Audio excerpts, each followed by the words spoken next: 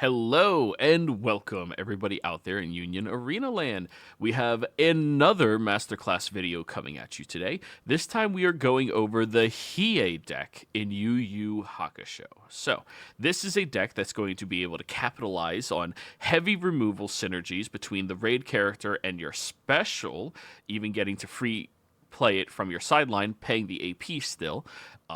But it is a very fun deck, very aggressive deck, and has a lot of play into our current meta.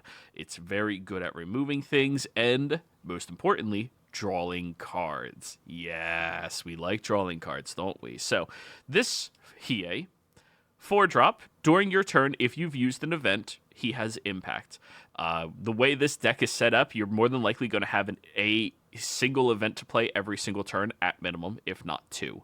When played, if it's your turn, use up to one Dragon of the Darkness Flame card from your sideline by ignoring its required energy and paying its AP costs. Place any card used with this ability into your removal area instead of your sideline. So, what this pretty much does is, if you've ever played Magic, it flashes back your special just by paying the AP. It is so insanely good to have that ability. Yes, it does cost you 2 AP to remove a character, but to remove a character and have an impactor attacking your opponent, that is very much worth it to me. Dragon of the Darkness Flame is a typical special. If you have Hiei, it's 5k. If you don't, it's 3k. This card is insanely good. And the turn you play him, even if that's the only thing you do, look at that. You have impact. Yay! Now, there's been a lot of different people debating on how to pilot this deck, how to play it, if you should be playing Kurama with him, all of that stuff. I have tested extensively. They don't go together.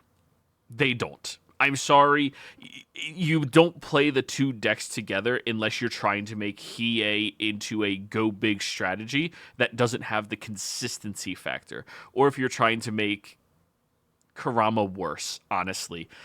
Neither of the two characters synergize with each other enough that warrants you to play them. You lose a lot of consistency. So I'm sorry, anybody who really wants to do it, you could do it just to be a fan. That is perfectly fine. But don't be under the illusion that it is optimal, because it isn't. So, let's go over the cards in the deck going over from its curve. 1-drop, get trigger Hiei. Yay! 0 cost Yusuke active. He's also a raid target in this deck, so that's one reason he is very good. And then we have draw pitch, draw trigger. I'm not telling you why we play it. 1-drop Hiei. This card is actually pretty cracked. It is a 2k, no trigger, that's sad, but it gets plus 1,000 for each event you've played during your turn. That is kind of a ridiculous ability on a 1-drop. The ability for you to push up with him aggressively, play a couple of events, and then he's a 4k attacker on a 1-drop. Listen, I started off making content because I saw that there was a 1-drop 4k attacker in Metal Bat, and I was like, yeah, this card's cracked. And it turned out it was. Definitely look at this card. Definitely play this card. It is insanely good. There are other cards you can play with triggers, but I don't think any of them are nearly as good. And it's a raid target. So, yeah, do it. 1-drop Hiei. This acts as your curve card, which is unfortunate because you don't want to be playing it early, especially as your third energy producer. But when you get it late game, it is fantastic. When played, if you use an event this turn, draw a card. Cycling through your own deck in order to have more card advantage is what this deck really wants to be doing. And having bodies helps it out a lot. Next one is Yusuke active trigger. During your turn, if you use an event, he's a 4k.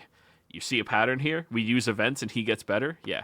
And he's a double energy producer, so most of the time you don't want to be raiding on him.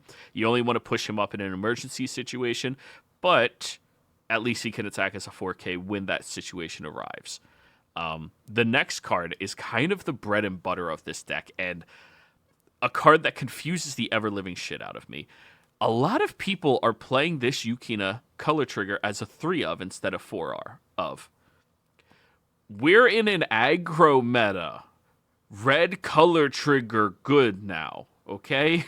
Please understand, red color trigger early game is insane. It's not like it's going to be nullified by many cards. There's only one zero cost in the entire game that it doesn't hit. It's insanely good. And that's kind of the justification for a lot of people only running 3 of her, but 4 aces. So, when played, reduce the AP cost of the next event card you use from your hand or sideline this turn by 1. Amazing for this style of deck. This is a deck where you want to play 2 events every turn if you can. And her being able to say, I produced a body and this event is now 1 AP less, insane. That even includes the one that you play from your sideline, meaning your Hiei raid, getting your Darkness Flame. If you play her raid Hiei for 2 actions, you get Darkness Flame without paying an AP now. That is insane. This card is absurd. It's a free action back. You're still playing finals because it's an event and because you want more synergy, but yeah, it's another free action. It's insane. Active main, switch to resting. You can only activate this ability if you use an event during this turn. Look at the top card of your deck, then place it on the top or bottom. That ability is kind of like meh, but like it's still relevant the turn after you play her. Getting to just, okay, let me see. Yep, I don't want it, ship it. Really, really solid. Next, we move up to Hiei. This is just a vanilla 4K that you can play. Think of him like the 4-drop Mustang, except he doesn't attack as a 5K. But when attacking, draw 1, pitch 1.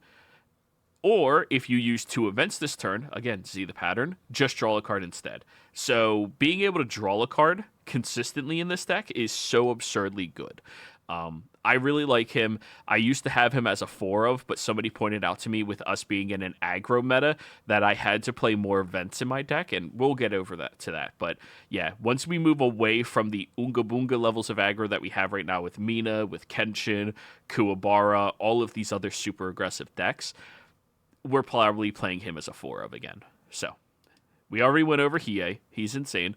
And then our next raider. Only a get trigger, but still really good. Yusuke. So long as he's rated, he's nullify impact. Really good. When played, draw a card. Okay, that's not bad at all. He replaces himself at minimum.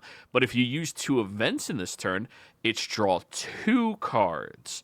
Yeah, this deck likes to draw cards. So if you have a turn where you go Yukina into final, turn extend into special, into raid Yusuke, you just refueled yourself with all those cards, or 2 of the cards that you just played. That seems insane to me.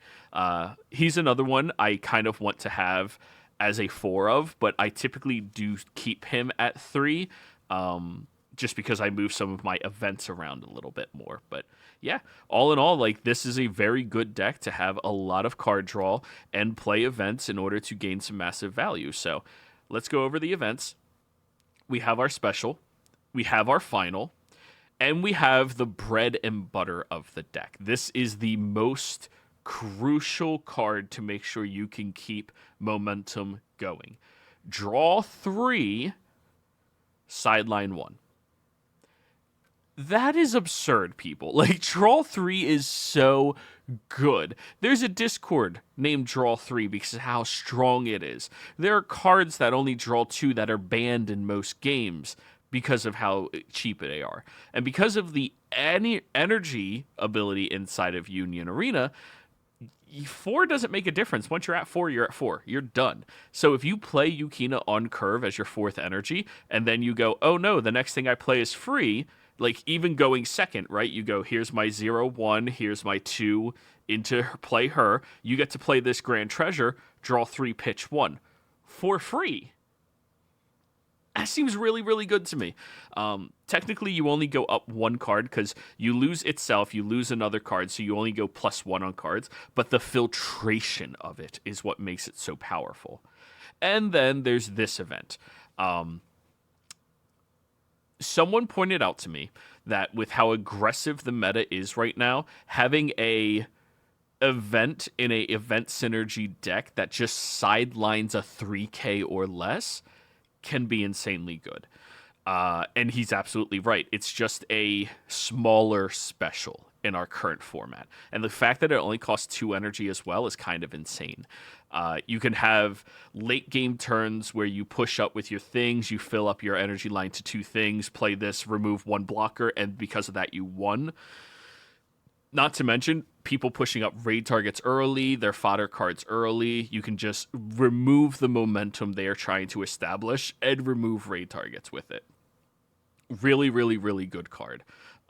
If we were not in the specific meta that we are in right now, I wouldn't be playing it. I would actually be playing the deck like this. That's 4 treasures and 4 of the 4-drop Hieis. Or better yet, probably 4 Yusuke's. I'm not sure which one is better, Hiei or Yusuke, but I would be doing something like that instead. The deck has a lot of removal, has a lot of potential attacking, and has a lot of rebuilding as well. That is the most important thing I think that this deck can get, is it rebuilds so well. If your opponent has a huge swinging turn where they remove like 3 cards on your front line after you just pushed up something and they've established themselves, you're not out of the game yet.